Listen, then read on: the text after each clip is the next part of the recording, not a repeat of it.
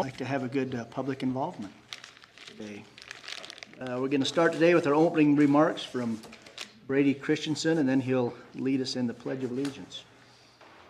I'm going to do my opening remarks in the form of a prayer. Our Father in heaven, we thank Thee this day for the opportunity that we can attend to county planning and zoning. We thank Thee for the opportunity we have to serve, and also for the opportunity that we have to be a part of this county and to help with the zoning and the future of the valley. We thank Thee for the freedoms which we enjoy and for the opportunities afforded to us here in this valley. We thank Thee once again for all Thou hast blessed us with, and we say these things in the name of Jesus Christ. Amen. Please stand and join me in the Pledge of Allegiance. I pledge allegiance to the flag of the United States of America and to the republic for which it stands, one nation, under God, indivisible, with liberty and justice for all. Jason, you must have chased me home pretty quick. Yeah, it was a busy day. Yeah. Okay, have you guys had a chance to look at the agenda and the minutes from last month? Any changes to the agenda, Angie? No, there are no changes. Good. Make a motion to approve. Motion? Second the motion. All those in favor? Aye. Okay, perfect. Our first item, Hilltop Farm Subdivision, Second Amendment. This is a consent item, so it meets everything county code-wise to just be approved. And so unless there's any discussion on the matter, I would entertain a motion to approve that. So moved. I'll second it. Motion and a second. Any further discussion? All in favor? Aye. Perfect. And you can leave already. That was quick. That's good. I'll see you later, Paul. And perfect timing for our public hearing on the Claire Anderson rezone. Angie, you want to give us a staff report on that? Yes, so this is a request to rezone 5 acres from the agricultural A10 to the commercial zone. The rezone would allow the parcel to establish uses permitted in the commercial zone. Just as a reminder, rezone requests are general in nature, not tied to any specific proposed use. But if the rezone were to be approved, any impacts related to permitted and conditional uses allowed would be reviewed as part of a conditional use process. So staff has identified some general information as it pertains to the property to assist the commission and council in arriving at their decision. The property is a legal parcel. In 2019, out here a little bit, but properties to the north and west, including to 1200 West along the frontage of the property. This is the subject property we're looking at. But so these areas, including the road, were annexed into Nibley City as part of the Riggs annexation.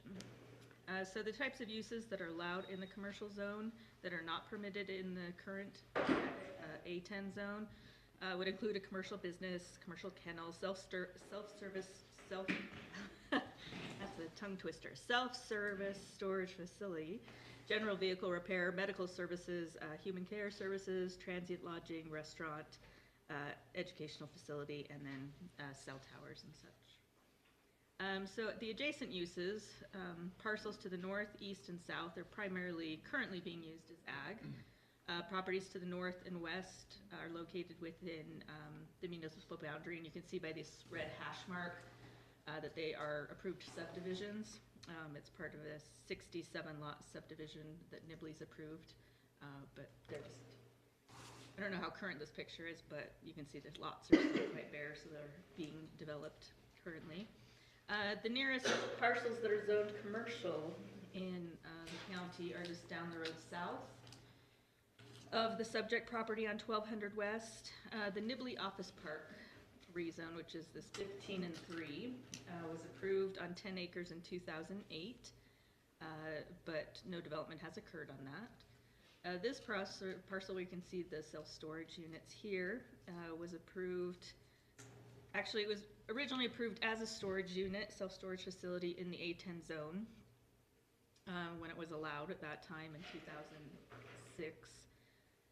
But then prior to, as they were building this, they wanted more signage. So they requested a rezone just to be allowed more signage. And then ultimately, self-storage use is no longer allowed in the A10. So it is currently legal non-conforming, because it wouldn't meet some of the requirements that are required for self-service storage today. But anyway, that was the impetus for the rezone on that. The subject property is located within Nibley City's annexation area. If I zoom out, you can kind of see that the yellow golden border here, that's Nibley. So our subject property is here. At the time of the application, the applicant did submit a letter from Nibley City regarding the proposed rezone. In the letter, which is attachment attached to your staff report, Nibley states that water and sewer services are only provided for parcels located within their municipal boundary. So if the rezone were approved and the applicant pursued his stated goal of constructing a self-service storage facility, the development would not have access to Nibley City services to provide water for any required fire suppression requirements. Nibley City further points out that the subject parcel is located within their future annexation area with a designation of medium density residential. And per Nibley City zoning regulations, storage units are only allowed within their industrial zones. So you can see the average parcel size around there. Parcels immediately adjacent. There's 4 parcels without a home, about 11 acres each. And without a home in Nibley City, there are 13. Again, that's obviously going to change as soon as they start building those subdivisions out. When we expand it to a quarter mile, there are 5 parcels with a home in Nibley at 0.2 acres average size, and without a home, 11.8 acres average for unincorporated county, and 1.8 acres for parcels without a home in Nibley, and that's 66. And then when we expand it to a half-mile buffer, we get 6 miles with a home in Nibley City, still at that 0.2. And again, that will dramatically change when all these parcels are built out on the subdivisions. And then without a home in Nibley, the average size is 1.1. And that's 237 parcels within that half-mile buffer of this area. The county land use ordinance contains general guidelines for the implementation of the commercial zone. It identifies its purpose to provide compatible locations for retail, office, and business commerce activities, to enhance employment opportunities, to encourage the efficient use of land, to enhance property values, and to strengthen the county's base. So one of the things that we look at is access to utilities and services. So as we talked about, the primary access is along 1200 West here. And this portion of 1200 West along the frontage is a Nibley City road. So the 1200 West from the point of the subject property's frontage and north is classified as a minor arterial, provides access to a few residential dwellings, city-owned property, church property, and a vacant land in Nibley. Minor arterial roads link cities, larger towns, and other large traffic generators and are capable of facilitating travel over long distances. These routes have relatively high speeds and minimal interference to the through movement of traffic. The Nibley City Transportation Master Plan has the road proposed slightly different than a major arterial, as a narrow 2-lane road with large park strips and trail facilities, more in line with a collector type road classification. So because they would be accessing the Nibley City Road as part of any future development, there is a section in our code regarding multi-jurisdictional development, and they would be required to improve the road to Nibley City's requirements, which I believe included an 80-foot right-of-way, 2-lane roads with a buffered bike lane and trail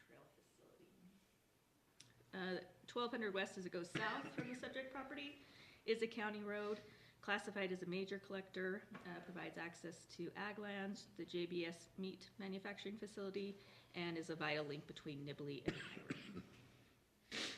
Notices were sent out and posted. I have not received any public comment regarding it, and except for obviously the letter from Nibley.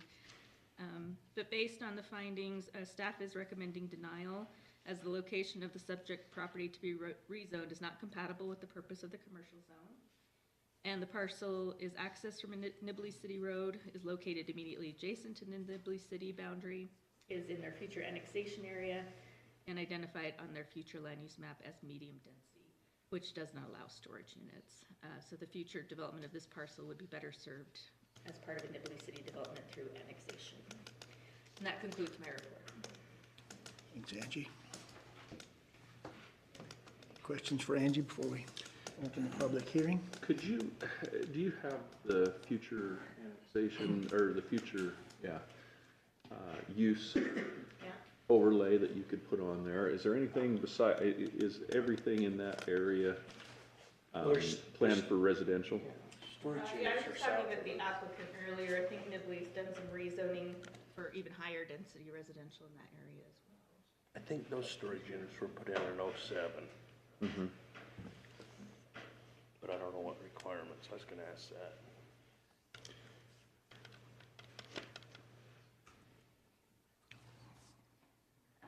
Yeah, so here's kind of the overlay. This is residential, this color looks like red is commercial. Can you zoom out just a little bit on that?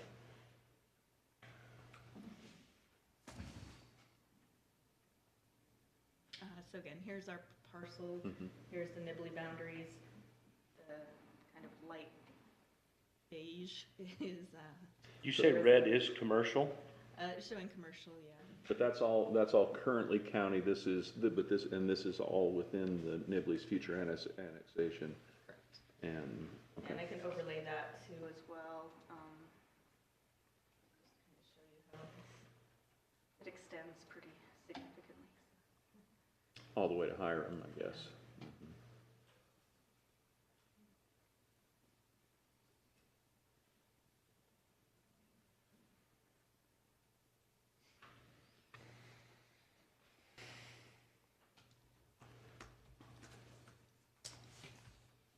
Great, thank you. You're welcome.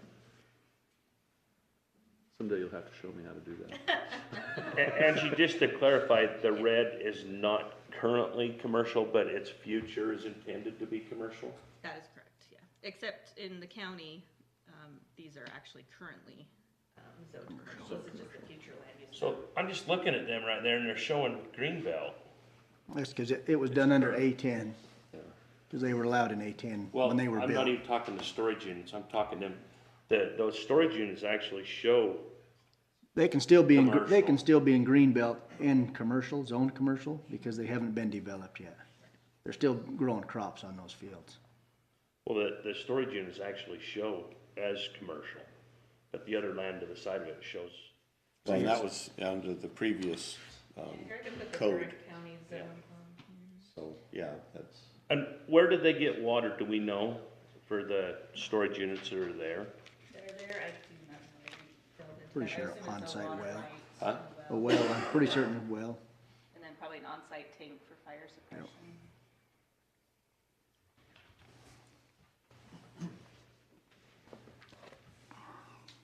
So yeah, you can see the current county zoning here is all agricultural A10 except for those.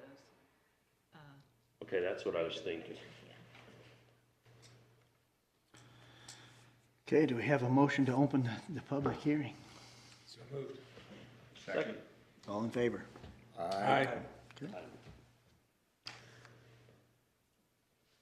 Okay, is the applicant here? Would they like to speak? You want to come up? Yep, come up here, state your name and.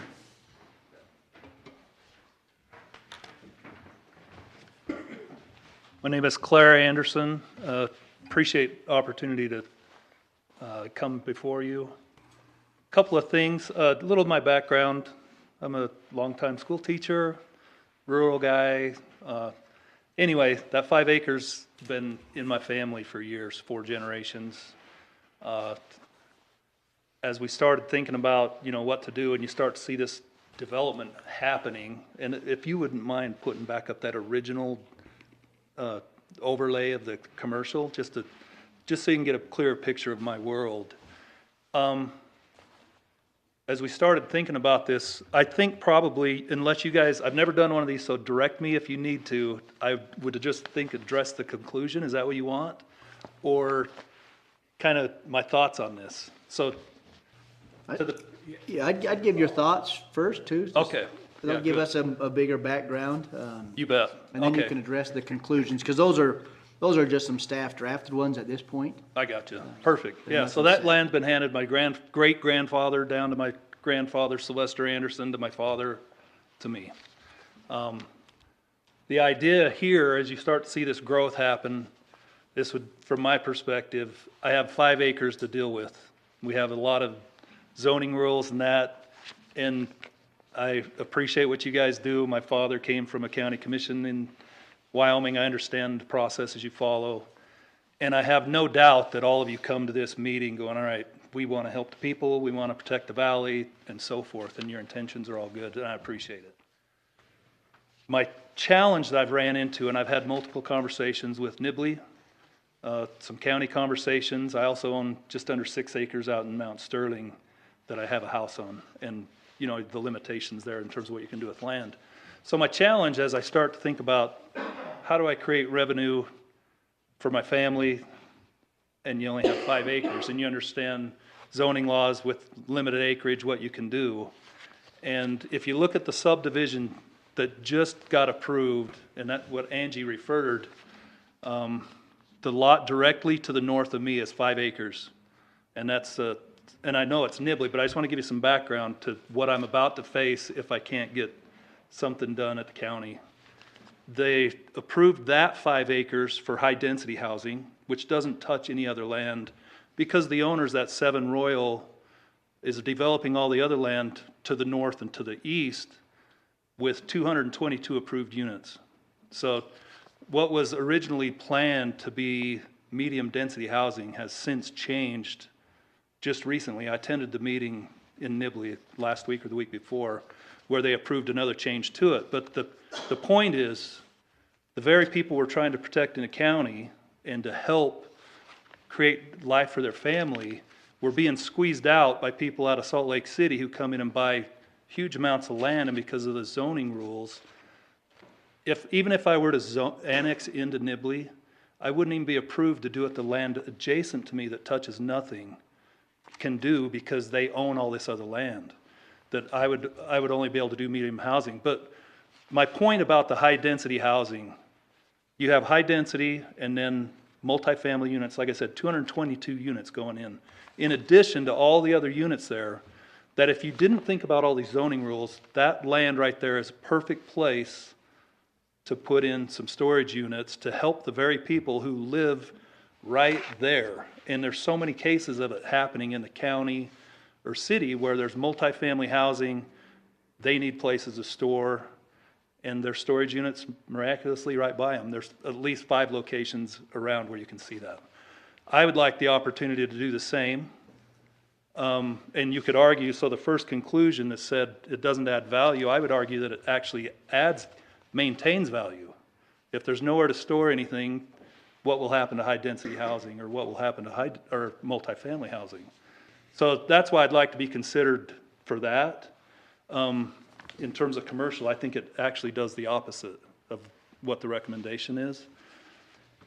There was one other point I wanted to make on that. Oh, the road. You guys brought up the road, the speed limit. If you look at the development directly across from me, even though there's a subdivision going right there, you'll see that there's actually not an access point. The access for those houses is on the other road. There's a cul-de-sac there, which suggests, I mean, that's going to be a traffic lane for a while, right? And it just seems like the perfect place to put it.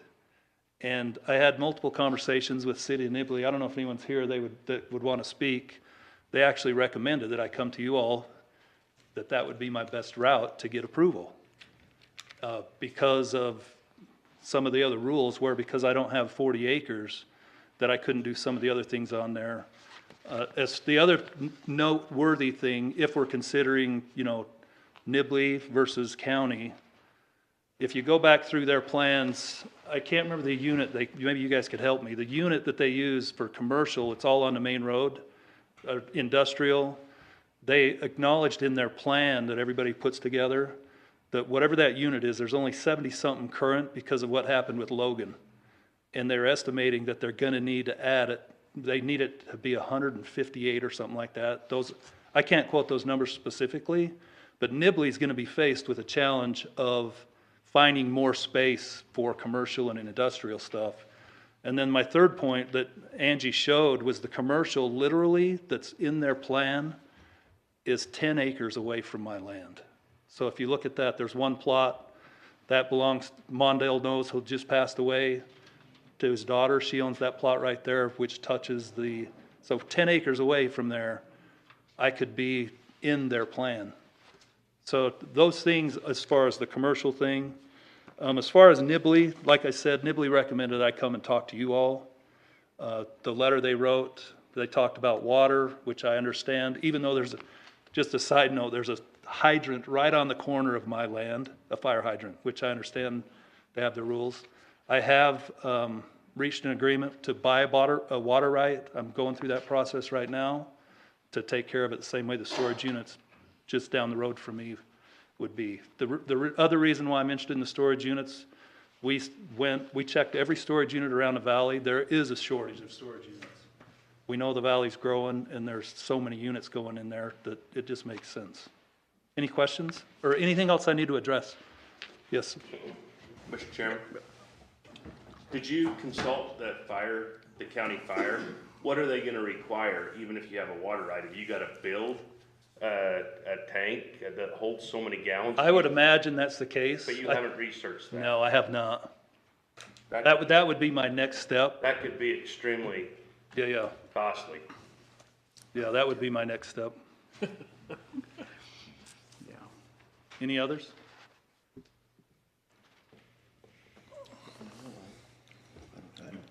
Not at the moment.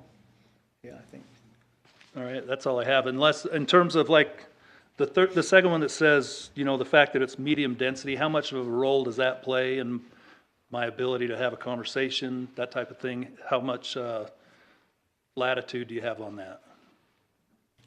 For the medium density, so that's what Nibley has it planned for their Right. future annexation. In the county, it would just be, Commercial. you know, the way it is right now, it's in the A10 zone, so it would be one home on that ground in the Okay, so county. then, the fact that Nibley didn't actually say, please don't do it or anything, doesn't play a role?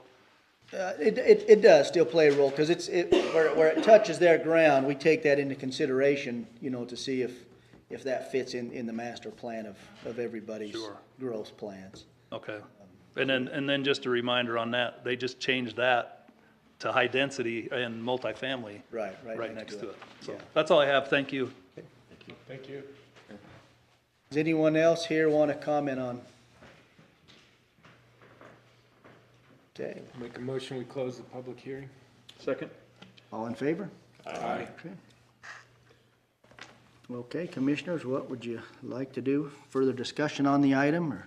Yeah, I'm just curious, because the part that I got stuck on, which I felt like when I read it, kind of sounds like we don't really have any choice, is under the access, section C, number 13, where it says the county road manual states that no development within an unincorporated county shall be permitted to utilize a roadway for direct access that's under the jurisdiction of a municipality without express written approval from the affected municipality.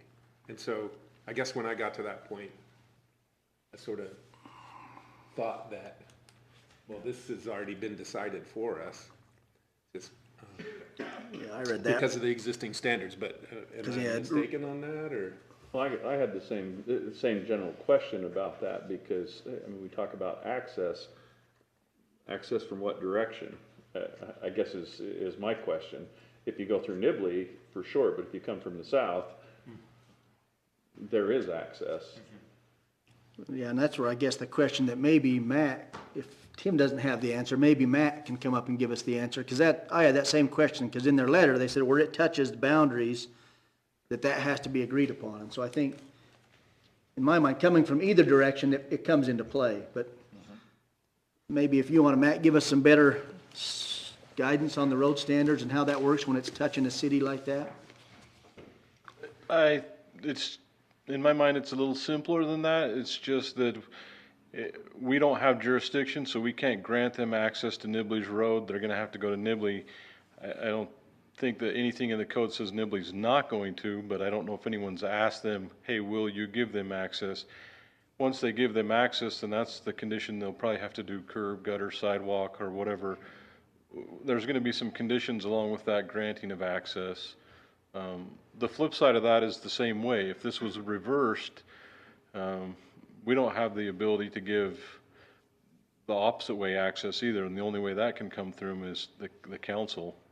The council would have to approve that access from Nibley to the county. So we just it's just kind of a mutual agreement that goes back and forth, that we're not just gonna grant them or go let them start building whatever they want. So I just don't think anyone's asked Nibley if they'll grant them access, so. Thanks, Matt. Thank you. In terms of process, do I have a chance to speak one more time to that? Not officially, because the public hearing is closed. I mean, we could still let you come up and comment if you want to come up. Absolutely, I've actually addressed that, is what I'm saying. Let us just see if we got any Yeah. more questions. We might have another question we have for you before we get done here, so. Don't really have any other questions. It looks like a spot that would rent units really easy because there's a lot of housing right around it. But when you look at the whole picture of what Nibley wants to accomplish, and that maybe it doesn't fit into what they want to see done. And we've tried to accommodate those cities and when they have an annexation zone. So I'm a little up in the air about where that should really be. So maybe this question would kind of help answer that a little bit.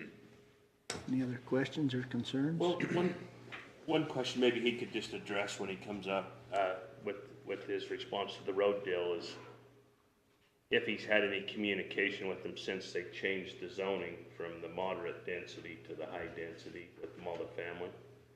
Because if they're looking to continually move that, I'm just wondering if they would, and then my only other thought was,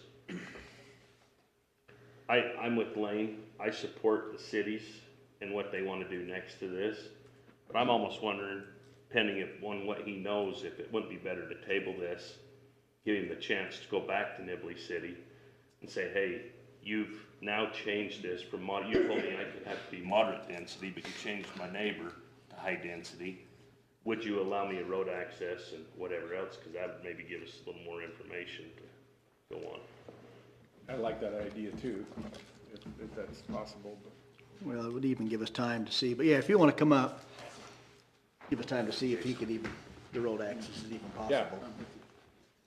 By the time I learn the process, you probably never see me again, so. If you learn the process, let us know. Yeah, I know. So if I remember right, there's 3 things you want me to address, right? So the first question had to do with access. So I'd had previous conversations with Nibley. I've also had conversations with the landowner directly to the south, and they're actually willing to sell or give me right of way so that I can access it on from County Road into there. So that may address what you're talking about. The other point, somebody asked if I'd had a chance to visit with Nibley since they changed. I visited with them yesterday and spent quite a bit of time with Levi Roberts.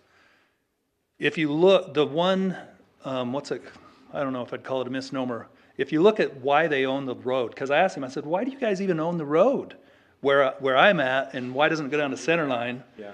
And he actually said he's trying to figure that out himself. And I wish he was here so he could address those things. He said, yeah, that probably never should have happened, and that it probably should have gone right down the center line. But regardless, Jeff Strait, who's the son-in-law of Mondale Knowles, who just passed down to, he's more than willing to sell me whatever I need so that I can get access granted there. And then there was one other question. One I didn't question, Something you said. Water, but I would highly encourage you, if our joint decision was to table this, you gotta know what you're up against with water. Oh, yeah.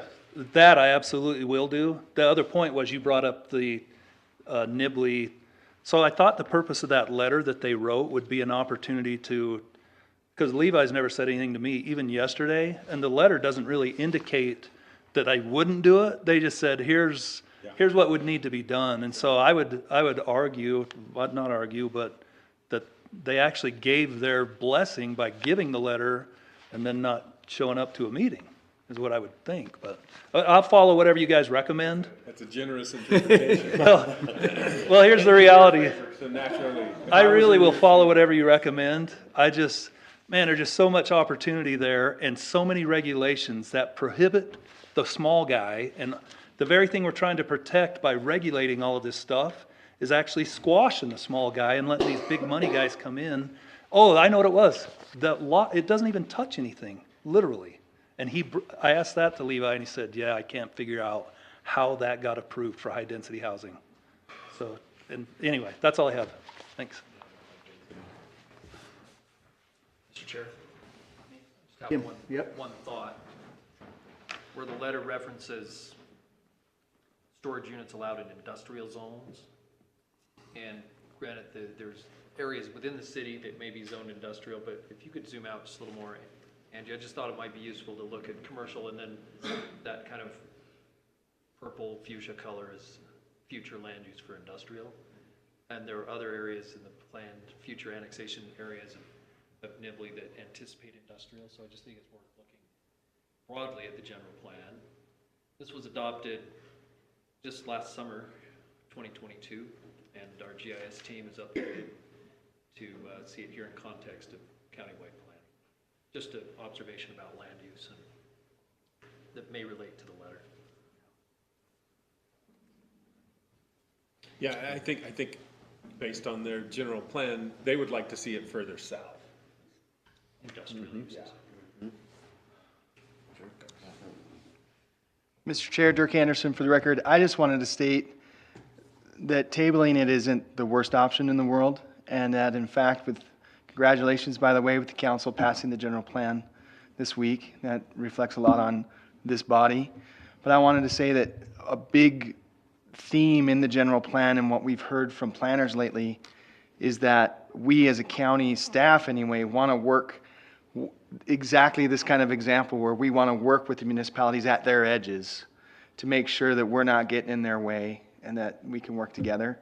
So I just really appreciate you guys and Matt's comments about we want to honor Nibley's thoughts, and we hope that they will do that with us as well in the future. So I just wanted to say it's a good idea that we can, maybe table it, have the applicant work with them, and we can offer any staff help if there are questions, if you or Nibley has questions. We know Levi, we can work with him. So I just wanted to say that. I like the idea of tabling it. I think, the applicant has some good points. It's in an area that we see commercial and industrial zoning, although this particular parcel is not certainly where Nibley City wants it. I think so many times we want input from the cities and they don't provide anything. And in this case, they did respond. It's a little cloudy, there's not, and maybe they did that on purpose, but it would be great. I would feel better if they gave some more clear direction and or the applicant was able to come back with some more definitive answers that in that regard and do a little homework there. Personally, I would support that direction as well.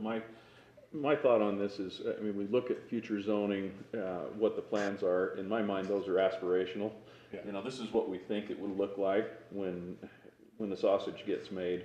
It may look very different than that, and given the overall scheme of this area, it's not that far away from commercial or industrial. And so I would go back to what you say. What does Nibley really want? This will be a part of Nibley City. It's right there. They will deal with it, and so they definitely have a vested interest here. But are there, are they really set on that zoning in that area? And just one while I'm talking, You know, I mean, you talk about good points from the applicant, I think those are good. Well, sure, it would make sense for people, we have high density there, it's close, but it's close to housing. And there's the negative side of that as well. And so those would be my points. Well, and I see that, I mean, I think either way, it's gonna be close to housing, right? Whether it's this piece is the line or we go 10 acres to the south. I wish he owned the next 10 acres too, so it was all touching the other commercial. That would make it a little easier. One question for Tim, if he does get the access through the Knowles piece, would that need to be included in the rezone too? Because that would be, right, that would be then going through A10 to get to a commercial piece, and it might cause some problems with road standards. And so if that is the route we go, it may need to be that land transfer done before the rezone. That's just a question. I don't know. But to me, it seems like it would need to. So I think, yeah, that would be my recommendation is we look at a couple of those things maybe for the next, we can extend it up to 90 days to look at a few of those things and then come back. But I don't have full answers at this point. yeah, that's why it would be good just to get a few of those things answered. The one with the road and what Nibley may be willing to do there, or if we do have to go through the Knowles piece, looking if that needs to be purchased and done first. Some of those things might be good for both sides to know the answer to those. Yeah, have that figured out, so. Yeah. So We're not coming back 2 months later to do another rezone for a half an acre of a property next to it.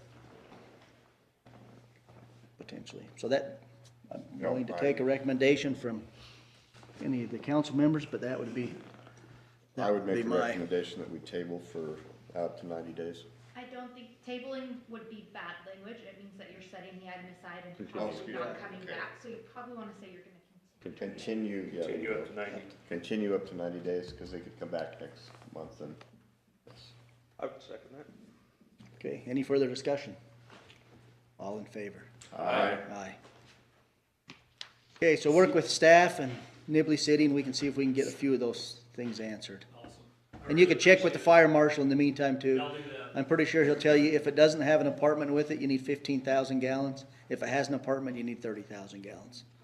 Okay. Just rough numbers. Which is a lot of water. Which is a big tank to bury. I'll figure it out. but Yeah. appreciate it. Thank you. Okay. Give Mr. Barry a phone call here for the Beaver Mountain CUP amendment.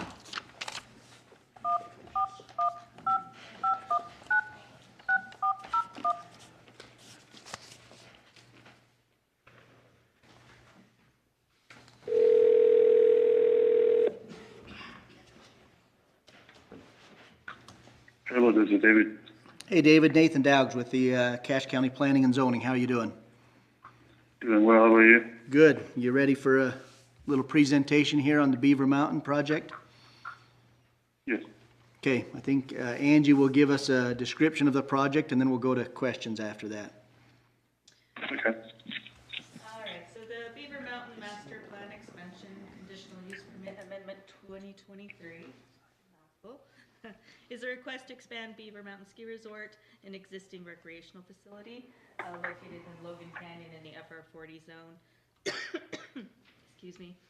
The proposed expansion includes new construction of 2 buildings totaling 31,500 square feet. That's including all the crawl space areas.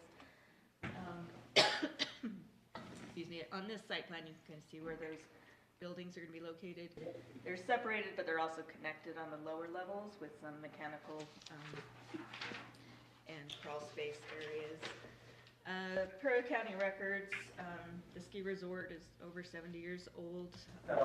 It began over 70 years ago with an official master plan approved by the U.S. Forest Service in 1978. In 1998, a land exchange took place between the Forest Service and the State of Utah School of Institutional Lands Administration, SITLA. The land exchange modified land ownership and changed Beaver Mountain's land lease from the Forest Service to SITLA. It is operated by the Seeholzer family and has been since its inception. The applicant provided correspondence from SITLA stating that they have approved and support the proposed resort expansion and development plans. And that is attachment A of your staff report.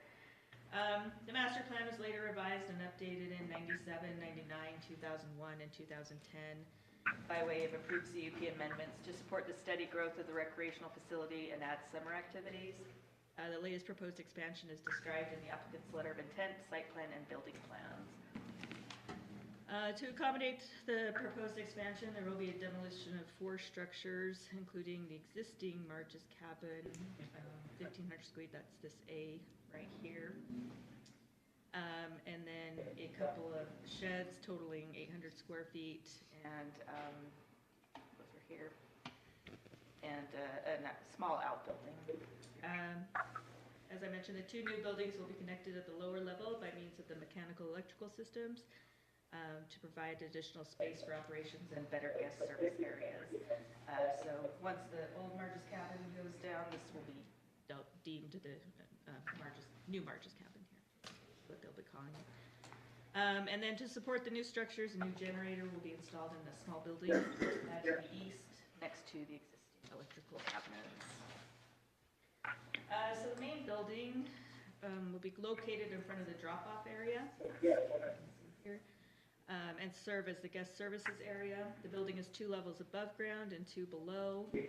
Level 1 of the guest services building will serve as an arrival point and include a retail area, ticketing and ski class sales, a cafe area, seating, lobbying, circulation, and new public restrooms. I can kind of scroll down to, here's kind of more of a detailed, enlarged plan here, showing those buildings to be demolished and siding of the new building. An elevation with a height analysis done. But level 2 of that building will have an administrative office and an employee rest area for nights when the owners are unable to drive down the mountain. Hopefully you got my updated staff report that fixes a couple typos, but yeah, it did say able to drive down the mountain, but it should say unable to. Level B has some flex space, serving, kitchen, warming area to serve the cafe or support catering events. Just here's some floor plans as I'm scrolling through. Level B1, as I mentioned, has that. Also has an office for the ski school and additional public restrooms and special restrooms for the kids. Level B2 has a storage area for maintenance tools and another storage area for ski instructors. Electrical room, crawl space that could serve as a potential space for future expansion. The second structure, and again, these floor plans show that link between them. And there will also be an outdoor plaza area to connect the 2 buildings for guests to sit, take a break, and provides access between the 2 buildings. Below the plaza is storage area for, well, employee locker areas, break room, and a meeting space. The second structure, level 1, will accommodate more guests as well as operational support rental area and a tune-up area to allow for on-site tune-ups of ski and snowboards. My understanding is currently the gear is taken off-site to the Logan office for tune-ups.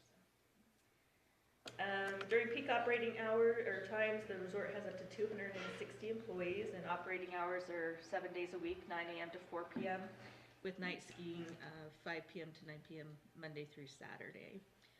Again, I'll just kind of scroll through some of these floor plans for you. They are all attached as attachment B, I believe, to your staff report. And here's some elevations of the different buildings. So they have an existing parking area that accommodates 1,000 vehicles. The master plan expansion includes an additional 165 spaces. They did provide a parking analysis that was reviewed by the county engineer, and there were no concerns with that analysis. So it should accommodate the expansion. The primary activities identified within the master plan expansion CUP amendment are to occur in the property where the existing rec facility has been operating for a number of decades and will not cause unreasonable risk to the safety of persons or property, and it does not unreasonably interfere with the lawful use of surrounding properties so long as the conditions of approval are met. Access to the property sure you're familiar with it, but is off the highway on SR 243. It is a UDOT classified road, major collector road. I'm not aware if the applicant has spoken with UDOT or not, but they will need, as a condition of approval, need to contact them just to make sure that there's no improvements needed as part of this expansion. I mentioned that. As far as other services, refuse, Logan City Environmental does not provide refuse collection up here, so they will continue to haul their own waste to Logan City via a covered dump trailer, which they've been doing all along. They've identified 2 water rights that are for the ski area. Again, as a condition, we'll just have the applicant confirm with the State Water Division that those existing water rights are sufficient for the expansion. They did provide a letter from Bear River Health Department confirming that the new septic system to accommodate new buildings will be feasible, or is feasible, but there will be a new septic installed. As far as stormwater, development must meet current state and local long-term stormwater standards, so there are conditions related to that in here. Fire did not have any known or reasonably anticipated detrimental effects. Traffic, obviously, the proposed expansion will probably bring more visitors, but they are adding the additional parking spaces, and based on the parking analysis, staff felt that it will accommodate the increase.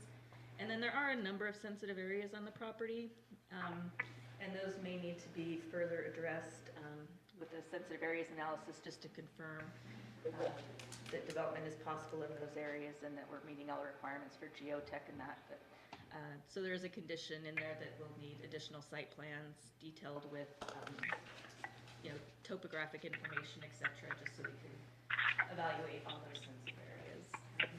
But staff is recommending approval with the conditions stated, and that concludes my report. Thanks, Angie. Any questions for Angie, commissioners? No. Mr. Chairman, I had one question, and the only thing that I saw that I thought was, and I totally appreciate and understand the reason they want it, but the development office has gone to great lengths on prior applications to identify and draw parameters with on-site housing for these type of deals. Mm-hmm. So it was within is it the employee rest area? Yeah, the employee rest area. I mean, it's not like the county can manage that, and I'm sure it's not going to be taken advantage of, or hope not, but right. I'm basing it off what the development office has done to prior applicants, and so that was the only concern I had. And that was deliberately done. It was originally listed as a residence, but year-round residents are not permitted. Caretaker units are not permitted on that area or in that FR40 zone.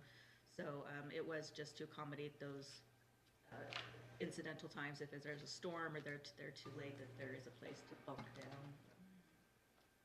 But I do agree it is a fine line, so, and it will be hard to manage and enforce.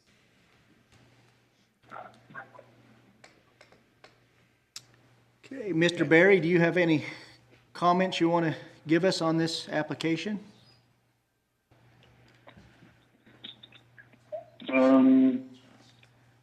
I think we covered a lot. The point of the residents, they do understand, and the sea vultures can sort of comment on their own. And from what I've seen in speaking with them and having meetings, video meetings, they do spend a lot of, they do use that. They do stay at the mountain, here and there when they absolutely need to, especially with night ski going on. But for the most part, we have seen them a lot in their office, or even sometimes even at their private residence through video calls. So we, hope you can understand that they won't, be abusing it. It's just for sort of emergency purposes. But as far as the rest of the design and the project goes, I don't have too many other comments. We will be looking further into the sensitive areas. From what I was seeing online, trying to look into this. I didn't find too many, but I will work with my civil engineer to sort of iron this out. Okay, thank you. Any questions for Mr. Barry, commissioners? Just with what I said, Mr. Chairman, on D2, they might want to change that because I don't know if the owners are going to be up there at night grooming the trails and be stranded, or if they'll be employees. They might want to put owners or employees.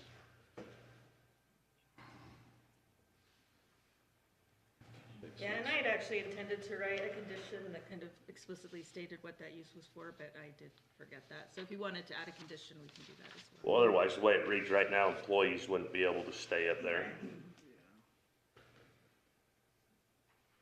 I think we could just add that in the conditions.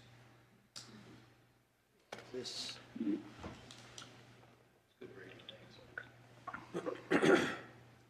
we have a number as what that'll accommodate as far as staying over? How many?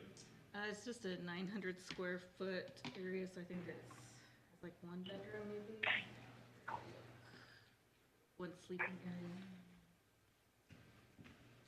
did you hear that question, Mr. Barry? How many people would that sleeping area accommodate? Per area by code up to about 5. Okay, I'm good with that. Thank you. It has sort of a main sleeping area and an extra sleeping space onto the side. And if absolutely needed, they could fit a pull-out couch as well. But yeah, the floor plans don't indicate a full kitchen either, just no cooking facilities. So is there any talk about seasons? Is this seasonal, or is there allowed in the summer too, based on summer activities, biking or what? Well, the summer activities do allow for campground RV space outside, so there is overnight accommodation there. So I'd assume there's somebody on site. But yeah, there's nothing that we've specified in the report or conditions to limit. Well, that's why I'm asking if there's somebody staying there, are they going to say, well, this is how we have somebody there to watch the camping and everything else by having somebody stay there night through the summer? Yeah, well, again, a caretaker unit is not allowed, so I think if we add a condition to specify exactly how it can be used and that it's just intermittent on emergency basis only, that should work. That's what I'm looking for. Yeah. Any other questions? I, like most people, just want to know when is it going to be done. As soon as the snow. Snow has to melt. Just curious, is this something you guys are hoping to move forward on this season? Okay, wonderful. 2-year project. That's what I Say figured. that's pretty big to We get didn't done in think one season. You could do it in one season. It's a small addition to Marge's existing cabin, so hope to be inside by winter working. The more it snows, the more money you make towards paying it though, you know? Yeah, it's a balance. Yeah. It is. Okay, commissioners, what do you want to do? Sounds like a neat project, and I think Valley will enjoy it. So, Yeah, I agree. I don't have any concern. My only concern is I'm gonna miss Marge's cabin, the ticket office. We're gonna use some of it. Yeah, as long as March is in the new one too. That's right. That's all I That's the requirement. care about as well. I couldn't figure out what he listed as the fourth building to be demolished, and I think it was our little outhouse that was right next to Marge's cabin. So, say that, couldn't figure out another building to get it right up. Yeah, I didn't use the word outhouse, I just was like, outbuilding. Nice. We're repurposing that. Okay, we need a motion then from somebody. I'll make the motion that we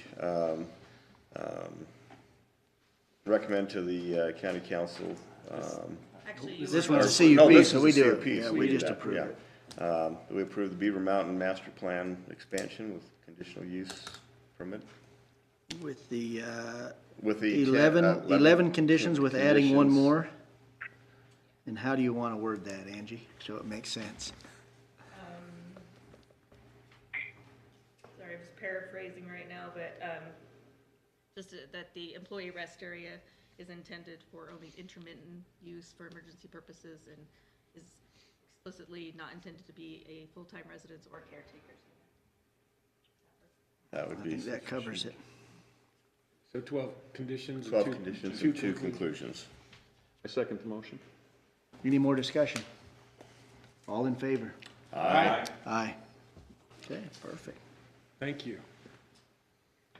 I don't know, there's a subdivision. Yeah, thank you guys. Thanks, Mr. Barry. Okay, just one. Thank you. Yep. Well, we still need all the water we can get out of that snow, but I see your point. We're all looking for the end of it this year. No. Doesn't look like it. To the point of the residents, people have asked forever why we don't have a place up there. And not to take it for granted, but it's still working. Sometimes it's nice to go home, so we won't be living there. And just so you know, it is us that stay late and brew, and then have to be back to brew in the morning at 5:30, so. Not just our employees. How late can you actually ski with, I mean, with the regulations or the insurance and all that that plays into it? There isn't any, for whatever reason, in this valley, insurance has been gospel forever. I don't know what that means, but everyone says that, so we go with it. Really, it's a matter of business. Like, we very rarely shut down due to snow. Last year, we kind of limped into the finish line, but people just start golfing. Yeah, quit coming, yeah. We'll see this year. No one's gonna golf till June this year, so you might as well stay open till the 1st of May. Still snow on the golf courses, that helps. Yeah. Thank you. Yep. Good luck. That's where the city too, Forest Service, I always thought Forest Service controlled that, but there was that change. All right, Tim, we've got an upcoming joint session that you wanna, Well, yes, we'd like scheduled? to explore some date possibilities. You know, I think had some good discussions in January and February exploring draft language and potential updates to the definitions of developable acreage, sensitive areas, as well as accessory apartment. These are, for some time, have been issues that a number of applicants have wanted to address and potentially see some amendments. And I think it's to a point where enough questions and issues to resolve need to be worked through with various departments at county, and also council members, I think, would love to weigh in. And so these are 2 topics, perhaps more topics, in a series of scheduled joint commission council meetings. So if we could find a time to meet this month, it could be great, and identify future meeting dates as well. could we also add to that, the discussion that we need to have in the next less than 60 days on water rights? Be a nice 2-hour joint I've been meeting. bringing that up. I think it'll be a long meeting, but I mean, we need to do that one if we're getting everybody together. I think with that water rights proposal from the state, that could happen sooner rather than later. So we can send a response to that, to the state engineer as a unified group. I think Go ahead, Dirk. Mr. Chair, may I speak? You bet. I don't see a reason why we couldn't put both on the workshop. In addition, Tim always puts things so well and so carefully. This discussion has the potential to make major changes, policy changes to the way the county. So of course, this is a great idea and suggestion for the Planning Commission and the council to meet together on this. And it's something that, in my humble opinion, we need to address carefully. And we work hard in our office to provide all the staff support we can. And just be patient with us. We'll get you all the information we can to help support these meetings as they go forward. So, happy to help. So do you want dates to start looking at now, Tim? Set a couple dates. Yeah, Send it out. we could kind of doodle poll or the like. So it might be That'd be well to great. do it between second and fourth council meetings, the third week of the month, might be possible. So we'll send that around to both bodies and That'd be helpful. Maybe see if some food should be part of the meeting as well. That's not every irrigation. We'll take that extra pay anytime we can get it. If I could just bring up one thought on that. Exactly. One piece of information that may come up, may be germane, is how many parcels would this really affect? Yeah, and I talked to Tim about that already, getting that data so we know on the water rights how many. Look at it and we say, is this a major impact? Engineer says. And my answer is I have no idea whether it's a major impact, maybe it's thousands of parcels, maybe it's a few dozen that would actually be impacted by a change in this. And I think that would be good information to have. I know that's maybe a challenge to gather that, but To lose water appropriation? No, to the other, The developable? developable acreage. I mean, as we talk about the rights of way and the other things, it really impacts more so the 20-acre lot or the, patterns and everything else. so like, it determines, we need to do something.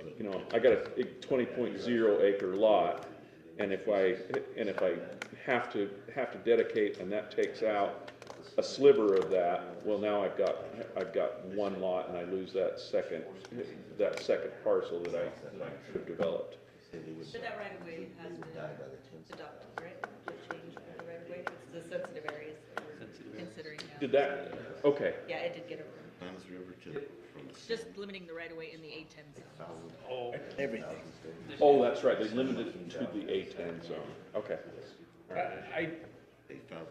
I thought you were talking about the developable. I did too at area, first. Sensitive Yeah. lands, and I think, I would also, I would like the same answer. I sit here and Yeah. wonder, okay, what about the Weaver River?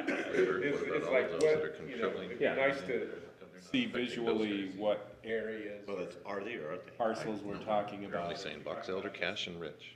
If it's Giant every parcels, parcel, big landowners. All the other counties are already. if it's an impact on Yeah, every so that's why it's parcel, only us, well, 'cause that's we're the only something one very that has different extra than a few water. dozen parcels. They're all over appropriated. Hey, one We were question for smart and staff. didn't. So with this Because we didn't discussion, build a reservoir. right now, on that Todd Davis, 25,000 Davis property out in feet. Cove, Yeah. That's exactly where what is I that wanted. even at? I Is wanted that, to ask, because I'm like. where are we at Let's with that see deal where with we're his at. approach? And Is if that there's space, tabled or what's work the towards that, status because of it's good. that? We'll have that answer before this meeting, I think. Good. It'll be some good discussion. Yeah, he hasn't submitted a complete application yet, so, He what? he has not submitted a complete application yet. So you're waiting on him? Yes. He submitted a partial or incomplete application for the southern rezone that we did We're on the in other side of litigation Campbell on Road. that? But he Talking to didn't have Smithfield? a fifth water right. He only But had what I was wondering, is this discussion like with the council, because his land, the concern was that, do we accept an engineered approved road? Or do we say that because of the slope, we're not gonna, The code amendment would allow for clarity. Yeah. is that part of what we're gonna discuss? It's one It would of many address that that would address, situation. yeah. And then public roads are allowed, and now if a public road went through there, he wouldn't lose any net developable acreage because of that right. So whether he No, that's, pursues a private or public road, no, that should in Newton? No, they're talking about the, well, that's And so- particular on that slope. Like Different with his conversations application, going on though, here. is Trying there to follow a the timeframe on that? or- Multiple conversations. So we can just extend as long? It's 'Cause he not- hasn't applied. We haven't, accepted a complete application yet, so there's nothing in process. It's not, yeah, it's not, the clock Oh, hasn't that's started. right. Until it comes All here. we did was a rezone, right? Yeah. And so the application, that was the only one that I could think of. Well, aside from like these guys bringing up, but we passed that one out in Wellsville, didn't we? Where there was the two lots, we approved that to be two lots? Yeah, they still had net It's developable not through the acreage, subdivision process. yeah, and they So that they one's had done. enough for what they wanted. Yeah, There was enough developable acreage there yeah, the only for thing the was- number of units that they wanted, I think. So is Davis right now the only one that's kind of hanging on this stuff? No, we have other people with steep slopes and issues like that. Every week. Every week. But I was just thinking of ones that's actually been in here. Yeah, no, we've Yeah, talked most to of them just people- haven't gotten here yet. Yeah. We talked to people at the counter lot, and we have a subdivision in play right now that, it will impact them as well, because sensitive areas were discovered after it was approved with conditions, and so they're kind of waiting to see what's gonna happen with the steep slope too, because that would benefit them. But yeah, we do have a lot of inquiries all the time. So if people come in with an inquiry, you tell them this is the current code, and they may just walk away with their head down. Yeah, it's the current code, but it is in discussion, so you may want to check back in a couple months, see what's. Hey, I did have one other question. Is there any way we can get these packets completed at least by the Friday before? When we used to do paper, Yeah. we'd have a week and a half, and it's impossible when we get it on Tuesday afternoon to put much time into, or Wednesday afternoon to studying and being fully on top of our game. I'd like to give a definitive answer on that question. Angie? Yes, I will commit to getting my stuff to you. The Beaver Mountain one was late because we were working with the, Mr. Barry to update the plans and the revisions with that employee restroom and the rest area and the height and that, so that was delayed a bit. And my recommendation for that would be, having been through the process a couple times too, is just move everything up 1 month on deadlines. And so instead of having the deadline like it's 2 weeks before, whatever it is for this meeting, that's what it is for the one a month out. And so it gives you more time. And so people know when they're coming in, it'll take a little while to get them used to that, but I think if the deadline's moved up a month, and so you have more time, then someone doesn't turn it in and you have to do everything in less than a week to get it to us, and that's when the problem, I think, comes in. Just so that you know. The alternative to that, though, is, is to declare it an incomplete package and push them off to the next month, Yeah, because we used to get our But deadline. the question is it incomplete on their part or our part for not being reviewing it? And I think if they have everything by the deadline, we better have it to that meeting, because then it's really complete. It's incomplete that we have, the planning department hasn't reviewed it. So I think that's to me, from the public side, if you have everything turned in by the deadline, you should be on the You should be held back. Yeah. But we used to get the paper packet. It was at least the Thursday before. And it just seems like now, every time we get closer and closer. You're dealing with less people in your office too. Yeah, It occurs to me that my comment about Angie might have sounded mean, but I actually mean, I want to compliment her and all the work she does and the amount of professional work and analysis she does. And quite frankly,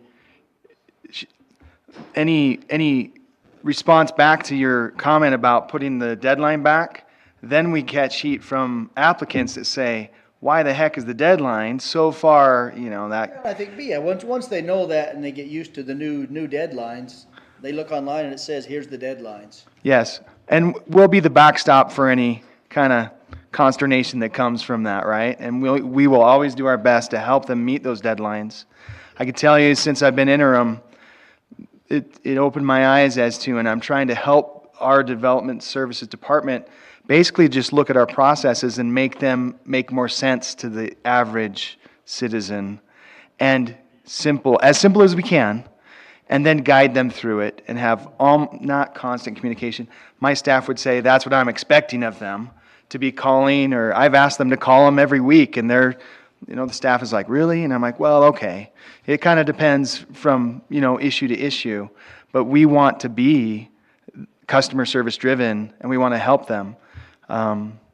And so we definitely are working on our processes. I want you guys to know that.